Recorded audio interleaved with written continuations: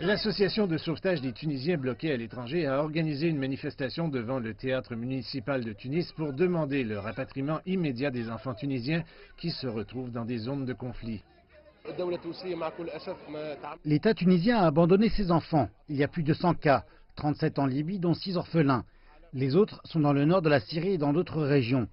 Nous avons contacté des Libyens et des Kurdes dans le nord de la Syrie.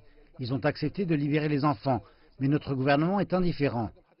Cette femme a perdu son fils en Libye. Elle demande la libération de son petit-fils d'une prison libyenne située près de l'aéroport Matigua à Tripoli.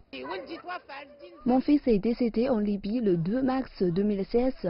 Sa voiture a été attaquée par des hommes armés. Sa femme et son jeune garçon ont survécu. Voici mon petit-fils, je veux le récupérer.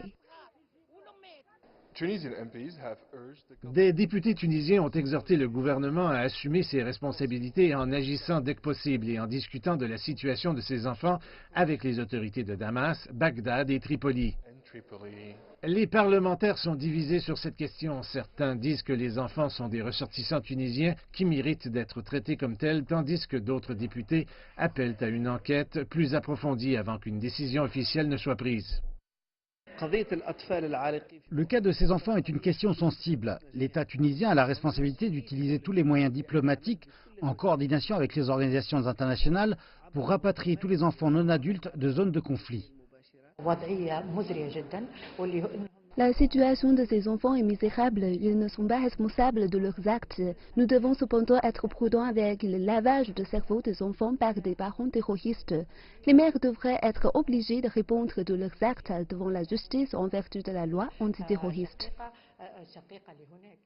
Les familles d'enfants bloqués à l'étranger et les défenseurs des droits de l'homme affirment que le gouvernement ne réagit plus depuis 2016. Le ministère des Affaires étrangères maintient que la protection de tous les Tunisiens est une priorité. Cependant, la résolution de ce dossier reste compliquée.